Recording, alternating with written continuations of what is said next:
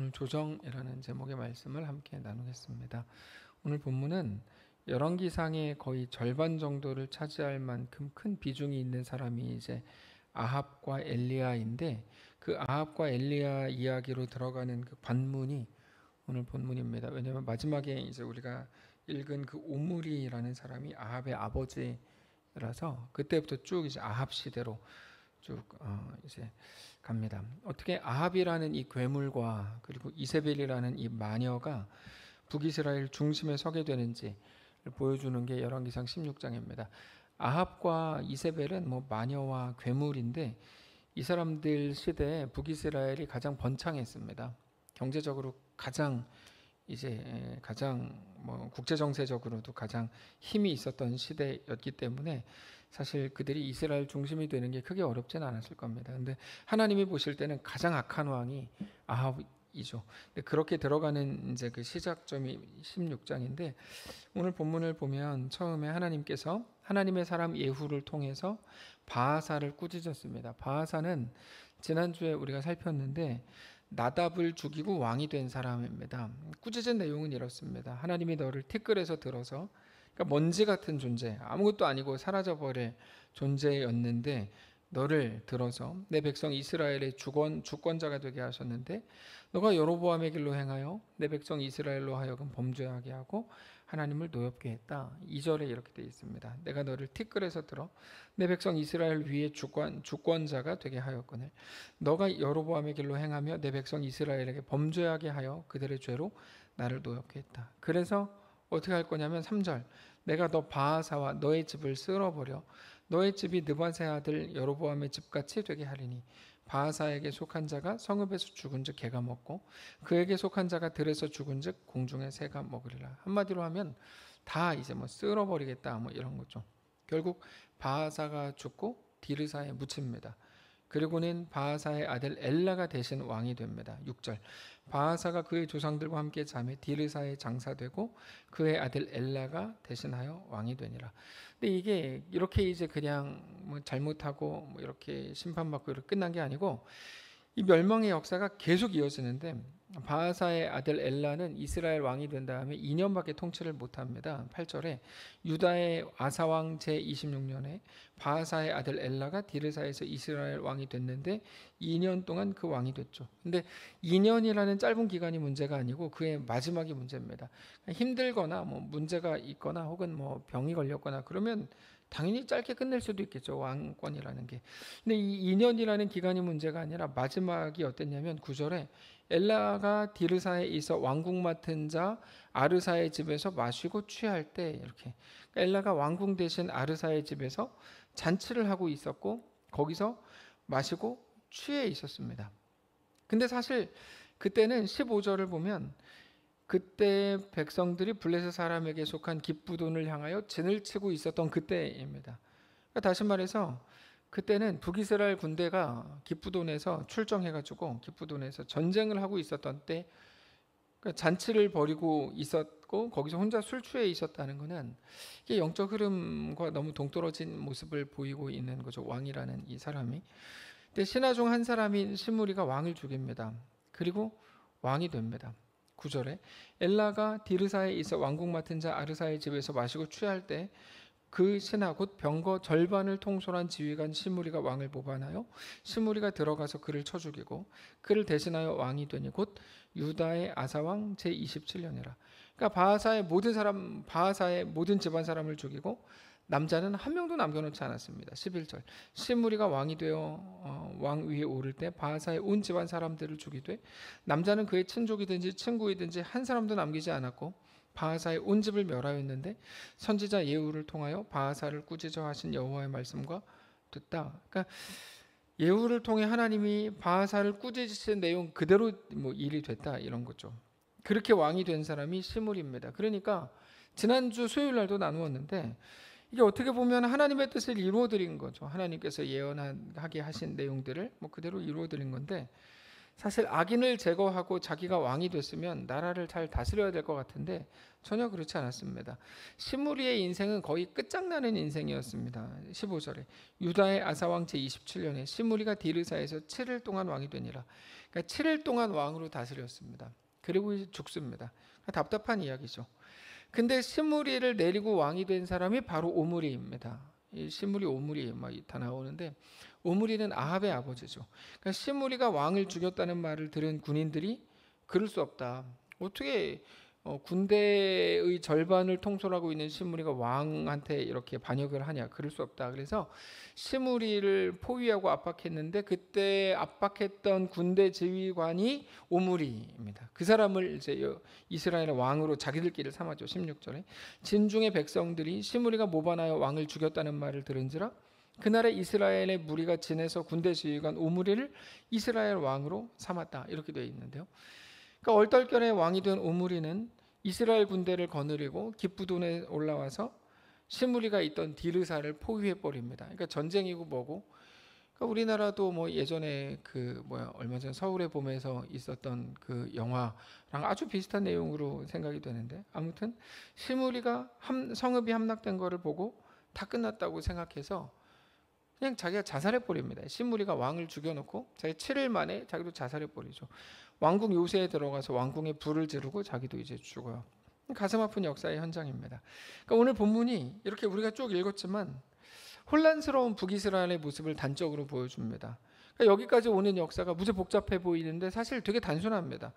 다윗의 아들 솔로몬이 정치를 되게 못했다고 말씀을 드렸죠. 솔로몬은 못난 왕입니다. 솔로몬이 못난 짓을 많이 했는데 그의 아들 르호보암이 왕이 됐죠. 르호보암이 백성들을 아버지 솔로몬 때보다 더 무섭게 징치할 거다 엄포를 뒀죠. 그 말을 들은 이스라엘 백성들이 크게 실망합니다.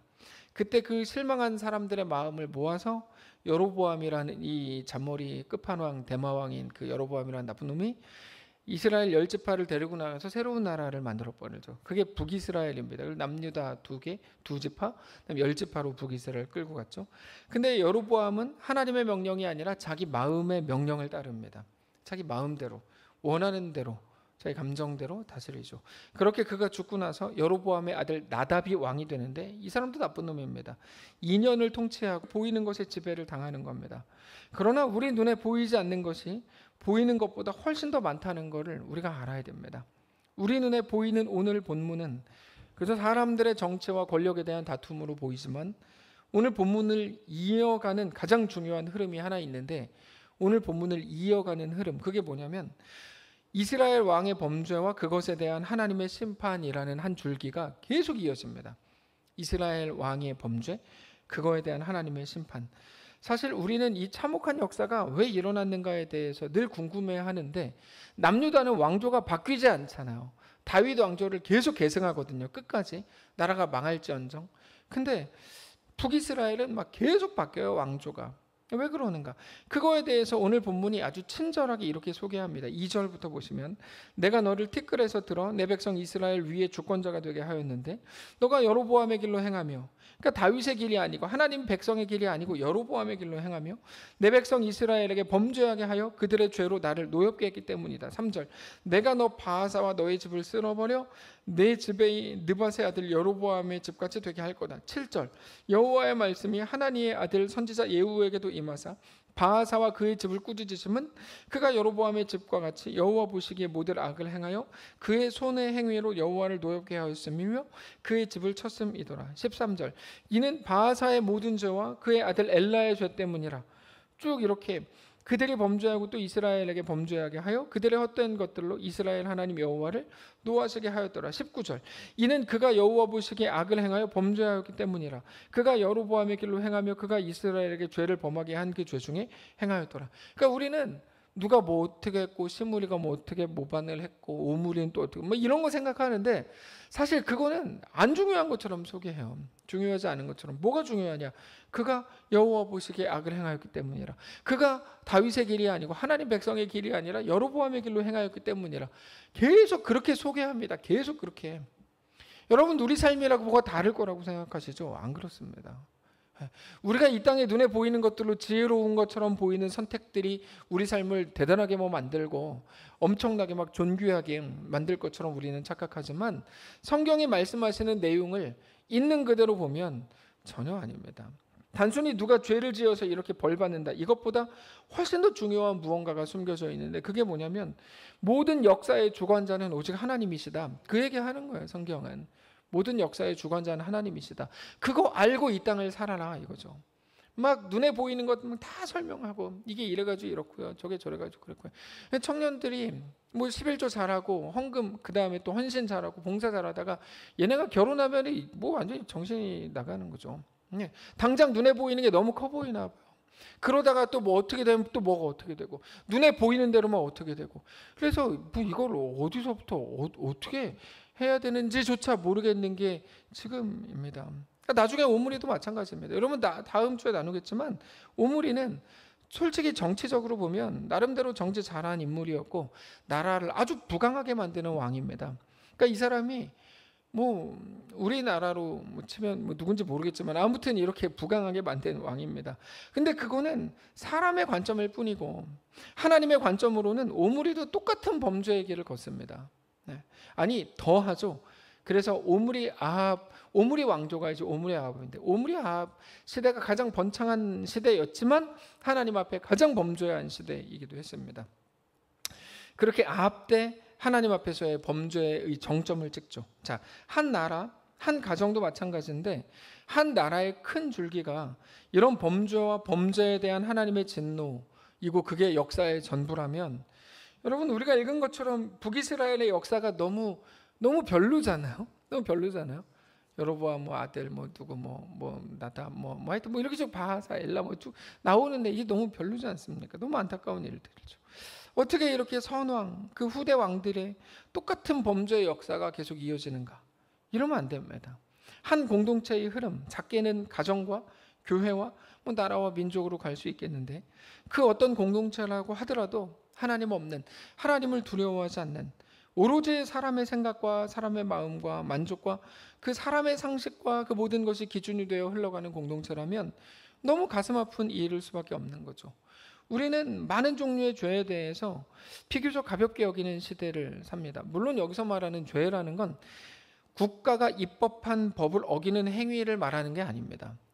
지금 법은 국회의원들을 정하는데 국회의원들이 정한 그것에 어긋나는 행위라는 의미가 절대로 아닙니다. 정확히 말하면 성경에서 말씀하시는 죄는 하나님 없음을 말하는 겁니다.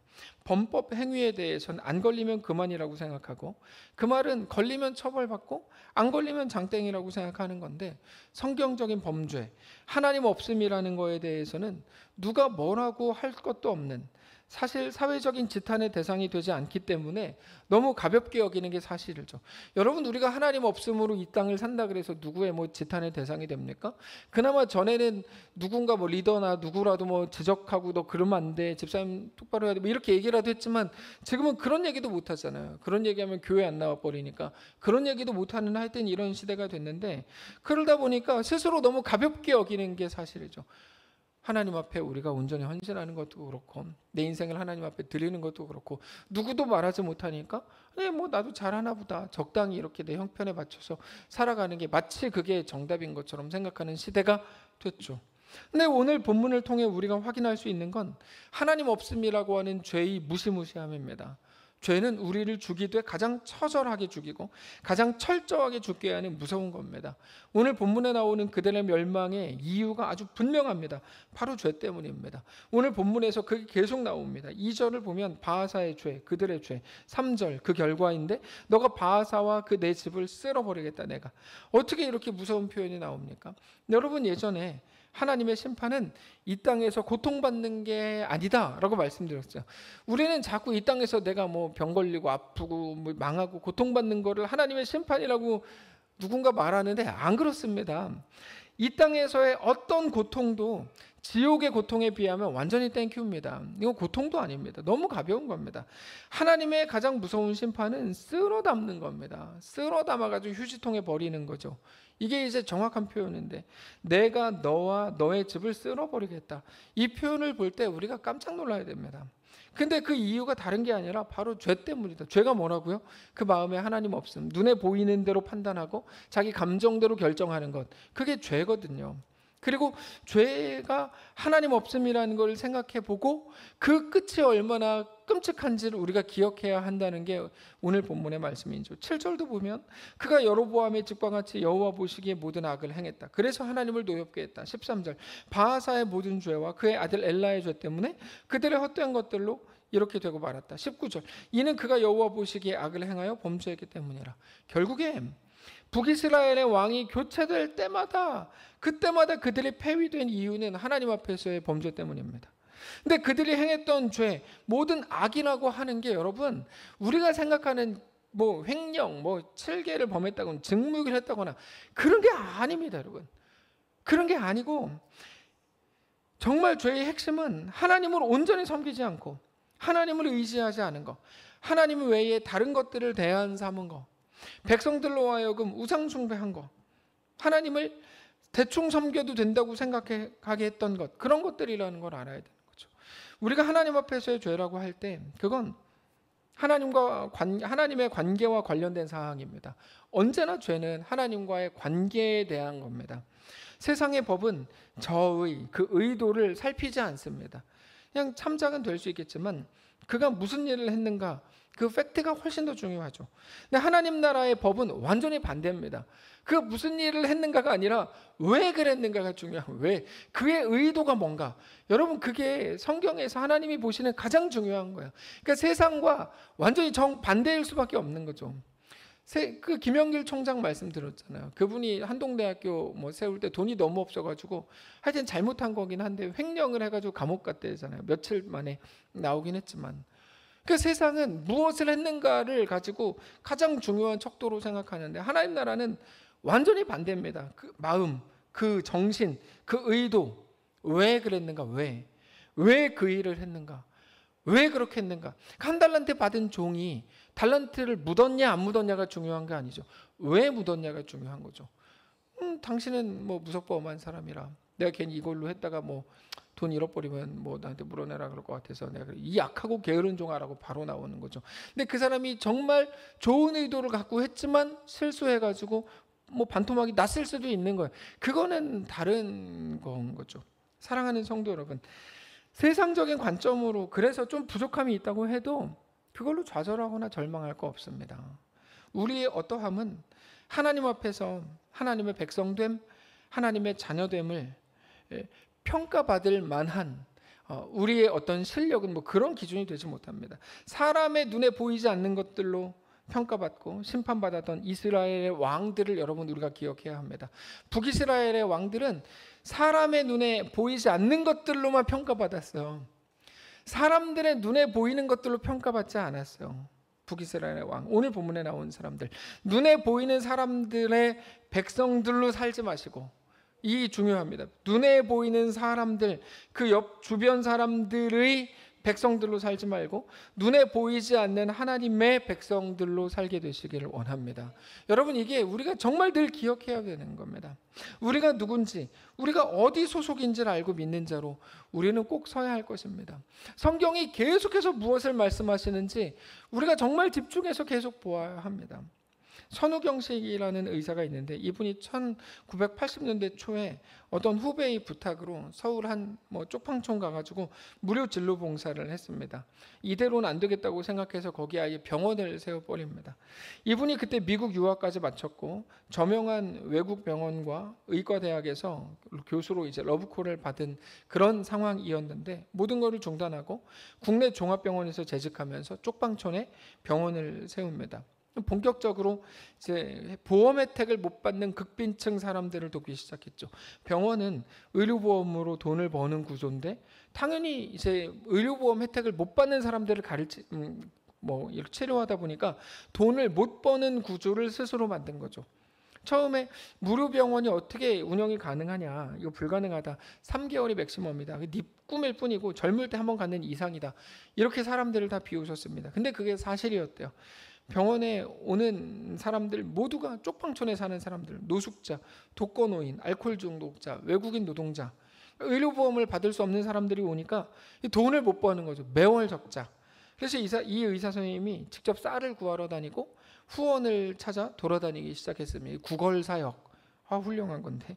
그렇게 그분의 거룩한 뜻에 마음을 모으기로 한 사람이 어느덧 8,000명이 됐어요. 그분과 함께 뜻을 모아서 같이 일하는 의사와 간호사만 700명이 됐어요. 재밌죠? 안 된다고들 하는 일이었는데 정말 안 되는 게 맞는데 안 됐는데, 책상에서는 죽었다 깨어나도 안 되는 일이었는데 한 사람이 하나님이 주시는 거룩한 마음에 자기 자신을 쏟으니까 주변 사람들도 함께 마음을 모으더라는 거죠. 이분이 나중에 이런 고백을 했습니다. 가난한 환자들은 제게 있어서 가장 큰 선물입니다.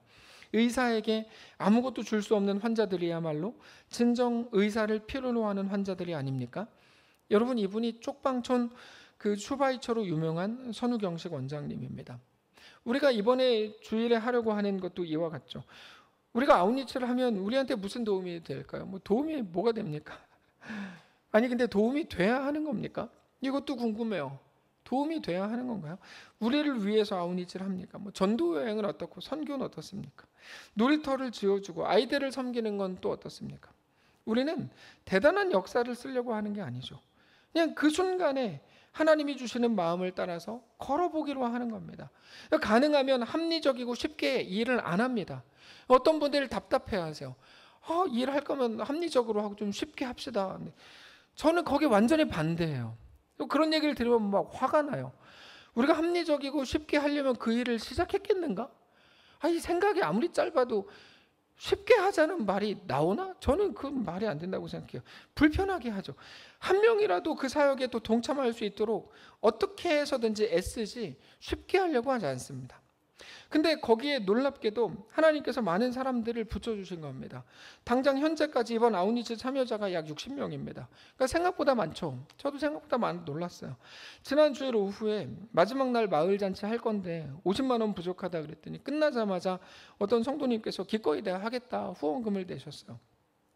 하나님이 우리 각 사람 마음에 도전하셨고, 그렇게 네라고 반응한 사람들, 네라고 반응한다는 건 돈이 있고 시간이 남아서 우리가 한량이라서 그렇게 한다는 게 아니고 모두 각 사람이 자기 시간과 원함을 조정했다는 겁니다. 그렇게 반응하는 겁니다. 순종은 조정이 없이는 이루어지지 않습니다. 그래서 얼마나 합리적인지, 얼마나 현실적인 이익이 있는지, 얼마나 다른 사람들이 우리를 좋게 보는지는 사실 하나도 안 중요합니다. 이게 오늘 본문의 말씀을 적용하는 겁니다. 북이스라엘의 왕들을 왜 하나님이 폐위하셨을까요? 사람들이 보는 기준을 가지고 하나도 평가하지 않으셨어요. 하나님만의 평가 기준이 따로 있었던 거예요. 그가 무엇을 했는가가 아니라 왜 그렇게 했는가, 왜 그것을 했는가 하는 거죠. 그저 지금을, 자신을 하나님께 내어드리는 것만이 가장 소중한 우리의 신앙 행위라는 것을 우리가 알아야 합니다. 이 선우경식 원장님이 2008년도에 세상을 떠났는데 그때까지 40만 명의 환자들을 치료하다가 자신의 건강을 돌보지 못해서 암으로 세상을 떠났답니다.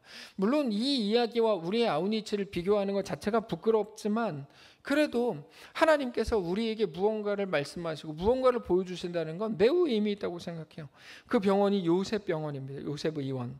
그분이 돌아가신 이후에도 계속해서 병원이 유지되고 몇 해 전에는 아산상 대상을 받고 상금으로 7억 정도를 받아가지고 이 로또 1등보다 더 많이 받았네. 그거 가지고 계속 환자들을 돌보고 있대요. 이분의 삶을 가난했지만 누가 가난하기 때문에 보잘것없는 삶이라고 폄훼할 수 있겠어요. 그냥 이렇게 들으면 멋있어 보이죠. 근데 그분이 그 삶을 살면서 싸워야 했던, 눈에 보이지 않는 거룩한 진리와 하나님이 주시는 마음을 따라 살아야 했던 그 치열한 싸움이 막 느껴지는 거죠. 여러분, 자기 조정만큼 치열한 게 없습니다. 그래서 내가 시간이 남고 내가 할 만하면요, 내가 나중에 상황이 되면요 라는 말은 사실은 그거는 가장 어리석은 사람의 말입니다. 하나님의 일은 그렇게 하는 게 아니잖아요. 그렇게 하는 게 아닙니다. 그러면 거기에 어떻게 순종이라는 말을 써요? 자기 조정만큼 치열한 게 없습니다. 그게 제일 어려운 겁니다. 자기 조정. 근데 그것만큼 가치 있는 것도 없습니다.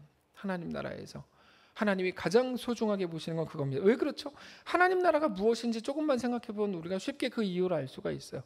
하나님 나라는 하나님이 다스리시고 나는 온전히 하나님의 백성이 되는 그 나라인데, 그러니까 내가 나를 주장하고 내가 나를 내세울 때는 하나님 나라 백성일 수가 없는 겁니다. 그게 나를 꺾고 자기 조정을 통해서만 하나님만 나의 왕입니다로 고백하는 걸 통해서만 하나님 나라가 우리 속에 완전히 꽉 채워지게 되는 것이기 때문이죠. 말씀을 정리하겠습니다. 사랑하는 성도 여러분, 하나님은 오늘 우리에게 무엇을 요구하실까요?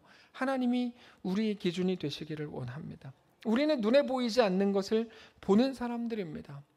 눈에 보이지 않는 것들을 보는 사람들, 하나님이 보여주시는 거룩한 것들을 외면하지 않게 되시기를 원하고, 특별히 하나님이 우리에게 주시는 오늘의 마음을 따라 오늘 우리의 걸음을 결정해 나가실 수 있기를 원합니다. 그래서 자꾸 제자반을 하려는 거예요. 제자반을 해야 이게 무슨 말인지 알아듣거든요. 근데 제자반을, 이게 지난주에 예은이도 고백하잖아요. 고예은도 자기가 전에는 뭐 이랬었는데 제자반 하고 나니까 뭐 이렇게 됐다. 우리 김소라 집사님도 오늘 예배 참여, 근데 어쨌든 중요한 건 그게 아니고, 하나님께서 나에게 주시는 오늘의 마음을 따라서 우리가 오늘을 결정해 나가는 거, 이게 가장 소중한 거죠. 하나님이 보여주시는 거룩한 것들을 외면하지 않게 되시기를 바랍니다. 오직 하나님이 들려주시고 하나님이 요구하시고 하나님이 이끄시는, 그래서 오늘 우리의 삶 속에 하나님이 주인입니다, 정직히 고백하게 되는 우리 모두의 삶이 되시기를 주님 이름으로 축복합니다. 찬양합시다.